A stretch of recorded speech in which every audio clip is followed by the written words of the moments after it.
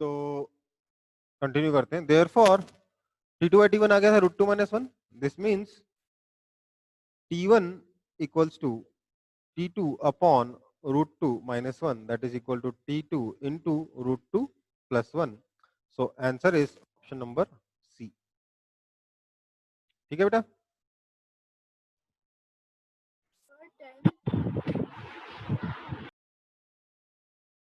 कोई दिक्कत? No sir. आपके मॉड्यूल में क्वेश्चंस हैं या आपने ट्राई नहीं किया लगता ठीक से?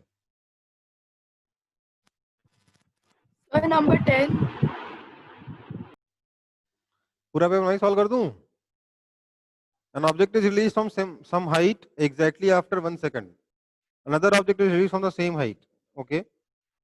The distance between two objects exactly यार पहले ऑब्जेक्ट को 3 सेकंड मिले गिरने के लिए, दूसरा ऑब्जेक्ट को 2 सेकंड मिले गिरने के लिए, तो half G into 3 square minus half G into 2 square that is equal to half G into 3 square minus 2 square is 5 that is equal to 5g by 2 that is equal to 24.5 meter.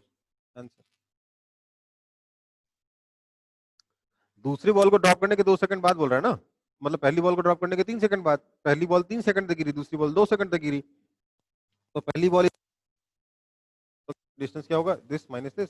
Answer. Question number 12, 15, 13, 14, 15. A body thrown up with a finite speed is caught back after 4 seconds. The speed of the body with which it is thrown up is 2u by g is equal to 4. This implies u is equal to 2g. That is equal to 20 meter per second. खत्म।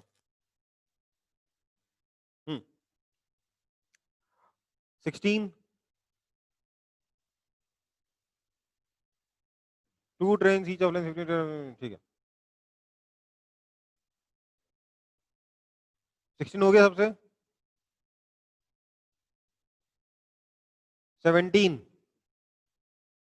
18, 19, 20, yes sir, 20. A car A is going northeast at 80 km per hour, another car B is going southeast at 60 km per hour. Then the direction of velocity of A relative to B. देखो भैया बहुत ही simple सा है, ये paper बहुत आसान है बेटा। इधर ईस्ट है, इधर नॉर्थ है।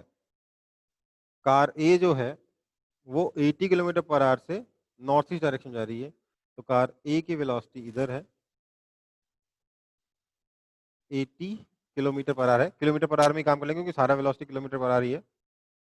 ठीक है, और बी की वेलोसिटी क्या है? ये वी है। बी की वेलोसिटी क्या है? B is going south east. South east मतलब इधर हो गया, ये ए था, ये बी हो गया। वी बी कितना है? ये है 60 किलोमीटर पर आवर। तो मैं बोलूंगा V A vector is equal to, अगर ईस्ट को एक्स डायरेक्शन बोल दिया और नॉर्थ को वाई डायरेक्शन बोल दिया, तो V A vector is equal to 80 by √2 I cap plus 80 by √2 J cap. वहीं वी वी वेक्टर लिख दूंगा मैं 60 by √2 I cap minus 60 by √2 J cap. Component कर लिए दोनों वेलोसिटी के, क्योंकि एंगल्स 45 डिग्री हैं। ठीक है, अब बोला है velocity of A relative to B. Velocity of A with relative to B मतलब velocity of A as seen by B निकालना है हमें। That is equal to this velocity minus this velocity. ये हो गया 20 by √2 I cap plus 140 by √2 J cap. ठीक है, it makes an angle alpha with north such that tan alpha. देखो north के साथ जो एंगल बनाएगा उसका tan निकालना है। ठीक है, तो इसका मतलब क्या हो गया? अगर हम इस वेलोसिटी को ड्रॉ करें वापस से, तो ये आपका ईस्ट या एक्स एक्सिस है, इधर आपका नॉर्थ या फिर वाई एक्सिस है। ये क्या बोल रहा है? 20 बाय √2 आई कैप, तो इधर 20 बाय √2 और उधर 140 बाय √2। ये हो गया 140 बाय √2, ये हो गया 20 बाय √2, आप चाहे तो इसे 10√2 और इसे 70√2 कह सकते हो। ये इसकी वेलोसिटी हो जाएगी, velocity of A as seen by B. ये एंगल अगर अल्फा है तो हमें tan अल्फा निकालना है। tan अल्फा कितना हो जाएगा, this by this, that is this by this, that is equal to 10√2 upon 70√2, that is equal to 1/7। ठीक है, समझ में आई बात? एकदम बेसिक लल्लू सा क्वेश्चन है।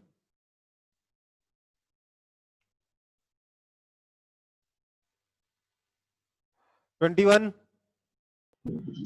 सर टेस्ट में क्वेश्चन नंबर 15 एक रॉकेट के ऊपर है। Rocket is launched from the earth surface.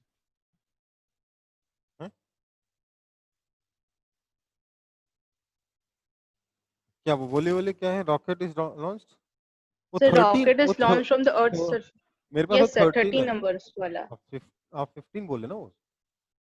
Okay, a rocket is launched from the earth's surface so that it has an acceleration of 19.6 meter per second square.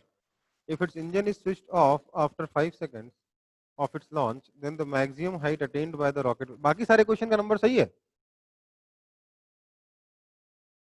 बेटा, बाकी questions की numbering सही है। वो नहीं देखी हमने, सिर्फ 15 नंबर देखा। अच्छा, rocket is that it has an acceleration of 19.6 meter per second square. If its engine is switched off after 5 seconds from its launch, then the maximum height attained by the rocket will be। go भाई, बहुत simple है। बीच में condition of motion change हो रही है ना, तो हम लोग वेलोसिटी टाइम ग्राफ बना लेंगे। ठीक है, क्या बोला है, रॉकेट इज लॉन्च, रॉकेट को लॉन्च किया गया, उसका एक्सेलरेशन 19.6 मीटर पर A1 कितना है, 19.6 मीटर्स पर सेकंड स्क्वायर। इस एक्सेलरेशन से कितनी देर गया, 5 सेकंड तक गया। इसके बाद रिटार्ड हो, मतलब उसके बाद क्या होगा, इंजन बंद हो गया तो रॉकेट गिरेगा, फ्री फॉल करेगा, मतलब उसका एक्सेलरेशन कितना हो जाएगा, A2 नीचे की तरफ, A2 कितना हो जाएगा, -9.8 मीटर्स पर सेकंड स्क्वायर, है ना? कोई दिक्कत है इसमें? अब हमें बताना है कि मैक्सिमम हाइट कितना अटेंड करेगा, तो मैक्सिमम हाइट जहां पे होगी वहां पे वेलोसिटी 0 होगी, मतलब ये वाला टाइम। तो हमें ये वाला एरिया बताना है बेसिकली। ठीक है, तो मैं बोलूंगा यहां पर जो वेलोसिटी को अगर मैं v नॉट कह दूं तो क्या लिख सकता हूं, v naught is equal to 0 + 5a1, है ना? और दूसरी चीज लिख सकता हूं, अगर इस टाइम ये मेरा 5 सेकंड है, ये मेरा लेट्स से टाइम t2 है, ये भी लिख सकता हूं कि v naught minus a2 t2 equals to 0। ठीक है, this implies 5a1 is equal to a2 t2, this implies t2 is equal to 5a1 by a2। सिर्फ एक्सेलरेशन की वैल्यू का मैग्नीट्यूड डाल रहा हूं मैं, तो ये कितना हो जाएगा, 10 सेकेंड्स। तो टोटल टाइम कितना हो गया, टोटल टाइम हो गया 15 सेकेंड, ये आ गया 10 सेकेंड, तो टोटल टाइम कितना हो गया 15 सेकेंड। ये v नॉट कितना है 5a1, मतलब 5 into 19.6, that is equal to 98 meters per second. तो अब डिस्प्लेसमेंट कितना हो जाएगा, half into base that is 15 second into height 98 meters per second, that is equal to 49 into 15 कितना हो जाएगा, 735 आएगा क्या, 750 से 15, हाँ 735 मीटर्स। ठीक है, कोई दिक्कत, कोई दिक्कत है?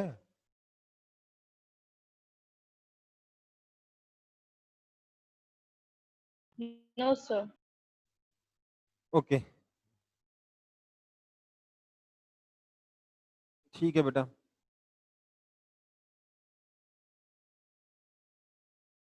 ट्वेंटी 22, 23, कोई डाउट नहीं है?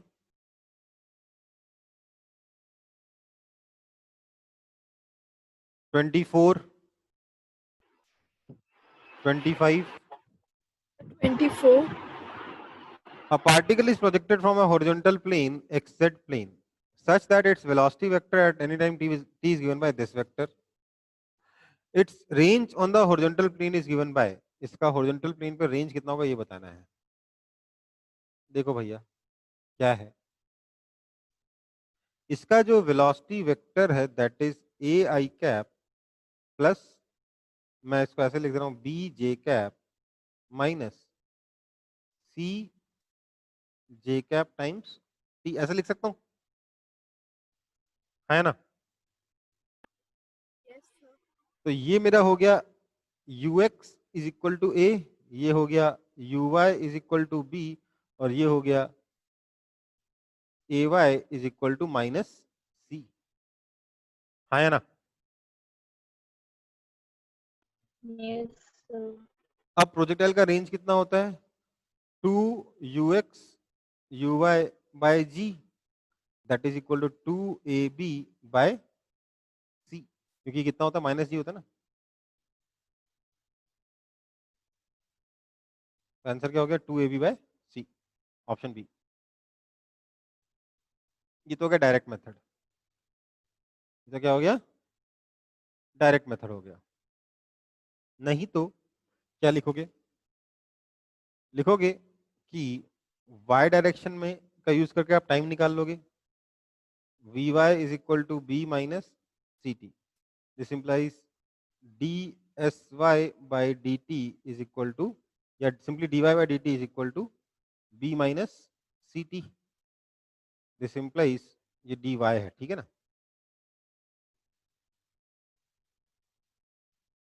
This implies dy is equal to b minus C T dt. This implies y is equal to integration b minus ct dt, which implies y is equal to bt minus half c t square. ठीक है, कोई दिक्कत. Now अब मैं बोलूंगा y is equal to 0 at x is equal to r, y कितना हो जाएगा 0. This implies bt minus half c t square equal to 0. This implies time t is equal to 2b by c. ये आ गया time. Therefore range r is equal to time t into ux, that is equal to 2b by c into x direction की velocity कितनी है, a है, that is equal to 2ab by c. ये दूसरा तरीका हो गया.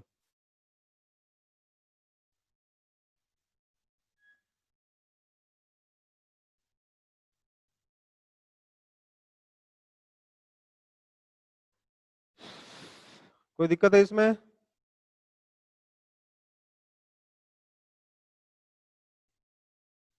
किसी को डाउट हो तो पूछ लो.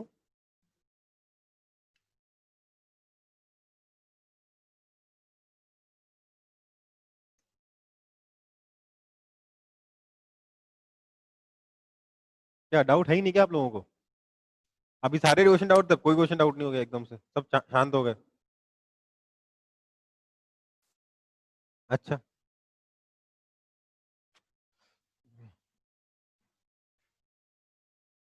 Twenty five. Two projectiles A and B are thrown with the same speed such that A makes an angle theta with the horizontal and B makes an angle theta with the vertical. Then both may have same time of flight. Sir, 35. Both must have same time of flight. Both must achieve same height. A must have more horizontal. इसका answer क्या है, option D होगा. ठीक है, must वाला कोई भी true नहीं है. 26, 27, 28, 29. Sir, 29. The horizontal range covered by projectile is proportional to, क्या होता है, स्क्वायर ऑफ इट्स वेलोसिटी. क्यों, रेंज का फॉर्मूला क्या होता है, U square sine 2 theta by G. ठीक है ना. Yes, sir. 30, the horizontal range of projectile is given by, ये तो ठीक है यार, वापस आ गया। 31, ये भी पता ही है, एकदम बच्चों वाले क्वेश्चन है, ठीक है। अब प्लेयर 32, 33, 34, 35, कोई डाउट? Yes, sir, 35. 35 में कोई बोल रहा था? No, A ball is thrown at an angle 45 degree with horizontal with kinetic energy E. The kinetic energy at the highest point of the flight is E by 2. कैसे? बहुत ही Lallu question है।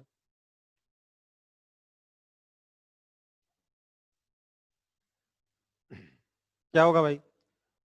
अगर हमने प्रोजेक्टाइल को फेंका है वेलोसिटी u से angle 45 degrees पर, तो ये प्रोजेक्टाइल ऐसे जाएगा, टॉप मोस्ट पॉइंट पे इसका क्या होगा? इसकी वेलोसिटी हो जाएगी u cos 45 डिग्री, क्योंकि वर्टिकल कंपोनेंट तो हो गया 0। यहाँ पे काइनेटिक एनर्जी k है या इसको या E है, यहाँ पे काइनेटिक एनर्जी k कितना होगा ये बताना है। तो मैं बोल रहा हूँ E is equal to half M U square, k is equal to half M U square cos square 45 degree, मतलब U square by 2, that is equal to E by 2, option बॉम्बे। ठीक है। Yes, sir. 36, Yes, sir. a ball is thrown with initial velocity 100 joule at an angle theta to the horizontal. Okay, if its energy at the top becomes 30 joule, then the angle of projection is, बिल्कुल पिछला वाला ही question है, बस calculation उल्टी होगी। ठीक है, इसका आंसर ऑप्शन नंबर डी आएगा। क्या कैसे करेंगे? लिखेंगे टॉप मोस्ट पॉइंट पे वेलोसिटी कितनी हो जाएगी? u cos 30 डिग्री, तो हम लिखेंगे कि half m u square is equal to 100 joule and half m u cos theta का whole square is equal to 30 joule. ठीक है, डिवाइड कर देंगे तो क्या आ जाएगा? cos square theta is equal to 3/10, this implies cos theta is equal to root 3/10, this implies theta is equal to cos inverse under root of 3/10। आ गया आंसर, है ना? है ना? yes, sir. Okay, 37, the horizontal and vertical distances, अच्छा doubt है तो बताओ। No, sir. डाउट है?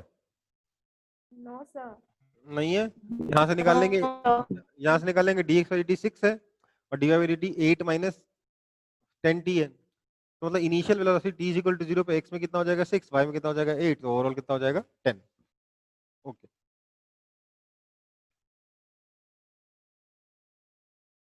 38, 39, 40, 41, Yes, sir. 40। 40. A boy throws a ball with velocity v naught at an angle alpha to the horizontal. Okay.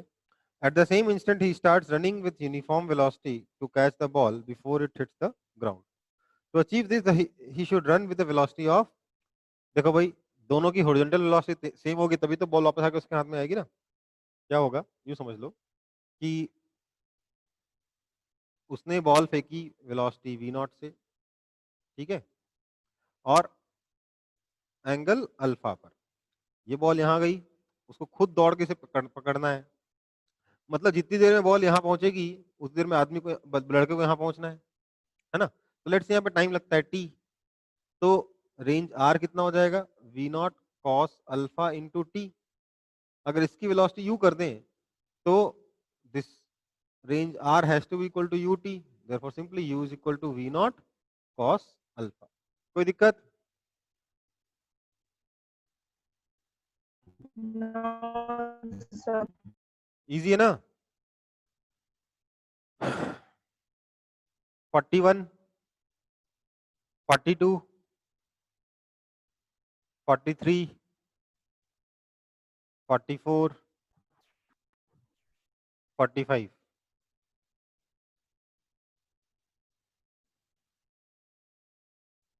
कोई दिक्कत नहीं है? Okay, तो डिस्कशन खत्म हो गया इस पेपर का। ये पेपर काफी ज्यादा आसान था पिछले पेपर से शायद, हाँ सर। है ना? तो Yes, नंबर sir. नंबर भी ज्यादा आए होंगे कि नहीं आए अभी तक?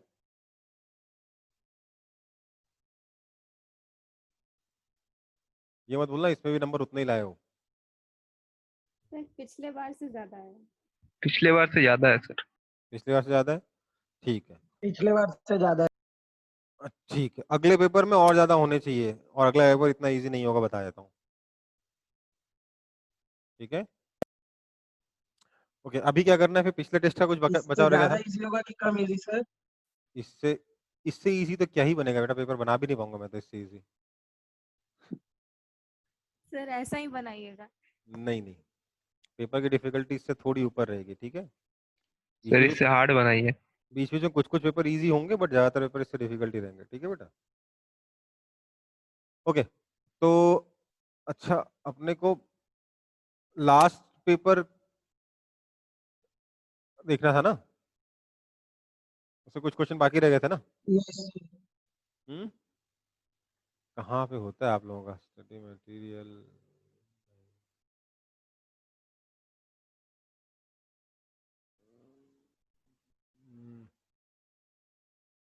Open study material. एक सेकंड, आपका टेस्ट कहाँ गया पिछला वाला?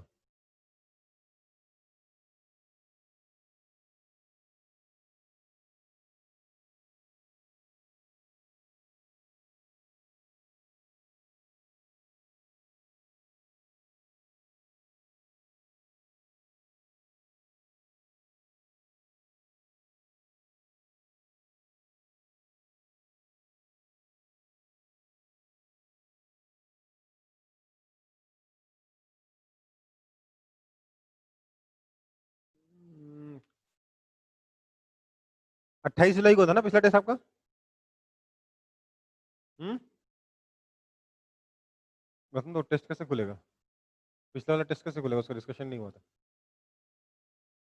टेस्ट 1 तो मार्क्स आ गए उसके, टेस्ट कैसे खुलेगा?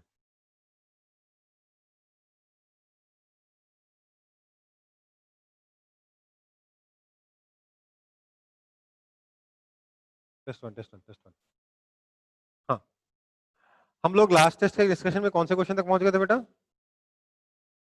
कोई बताएगा मुझे? अरे यार बता दो। सर शायद 20th नंबर तक हुआ था। 20 तक नहीं, 30 तक तो हो ही गया था। ऐसा भी ना करो। चलो ठीक है, मैं स्क्रीन शेयर कर दे रहा हूँ।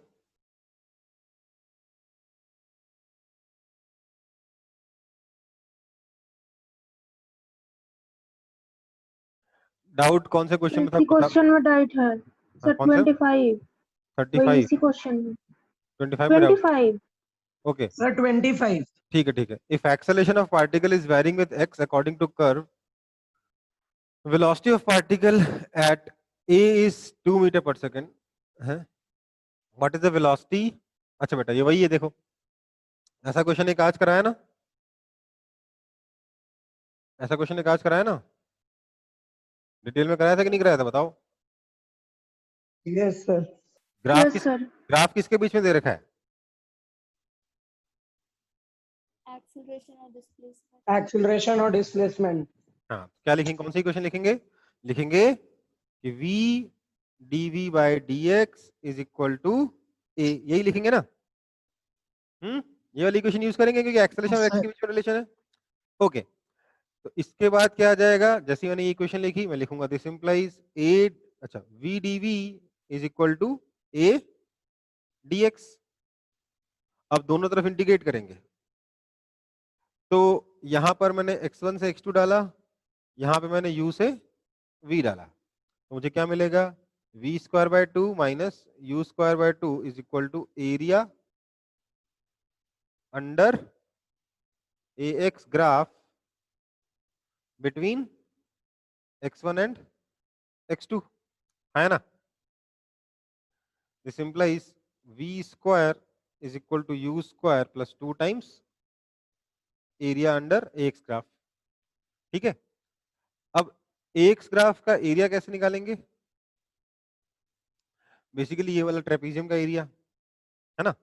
तो that is equal to u कितना है, यू दे रखा है आपको 2 मीटर पर सेकंड, तो u get 2 square plus 2 times इस ट्रेपीजियम का एरिया कितना हो जाएगा, कोई बता सकता है मेरे को?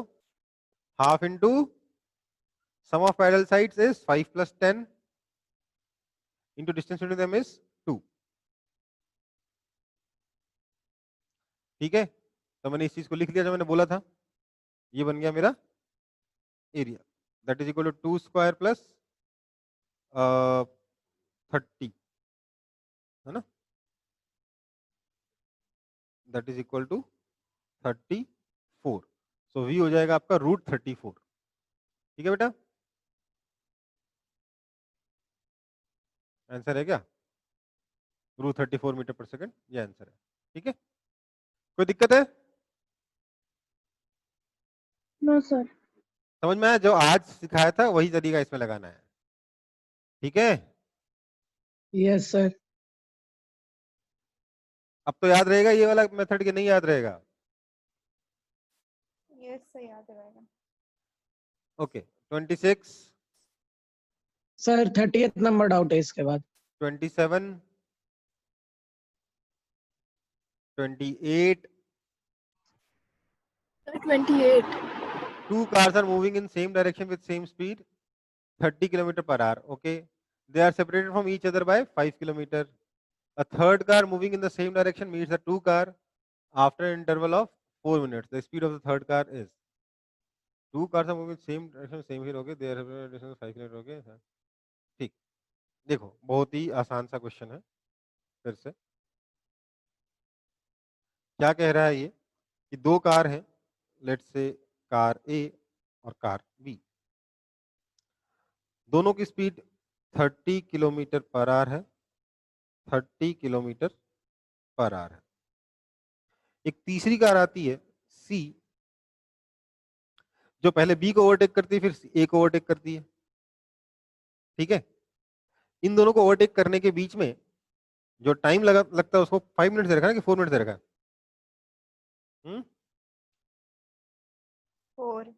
4 मिनट दे रखा है। तो इन दोनों को ओवरटेक करने के बीच में टाइम लगता है उसको 4 मिनट्स। तो हमें बताना है इसकी स्पीड v कितनी होगी। ठीक है, हमें इन दोनों के बीच का डिस्टेंस दे रखा है कितना, 5 किलोमीटर। ठीक है, तो b को तो भूल जाओ, b को तो जैसे ही क्रॉस किया b को भूल जाओ। a से कितने दूर पीछे है c, 5 किलोमीटर पीछे। तो मैं कह रहा हूं, इसको मैं t बोलता हूं अगर, तो मैं कह रहा हूं कि a जा रहा है 30t उतने देर में, और c आ जा रहा है vt, और ये डिस्टेंस कितना दोनों के बीच में, 5 किलोमीटर है ना बेटा। तो क्या मैं लिख सकता हूं कि vt minus 30t is equal to 5 kilometre. This implies v minus 30 into t is equal to 5। This implies v minus 30 is equal to 5 kilometre by 4 minutes, that is equal to 75 kilometre per hour. ठीक है, this implies v is equal to 105 kilometre per hour. ये आपका answer है, क्योंकि हमको सारे answer kilometre per our में निकालने थे, सारी कैलकुलेशन हमें किलोमीटर पर आवर में करनी थी, इसलिए मैंने यहाँ पे 5 किलोमीटर बाय 4 मिनट को किलोमीटर पर आवर में कन्वर्ट कर दिया। कोई दिक्कत है? लल्लू सवाल?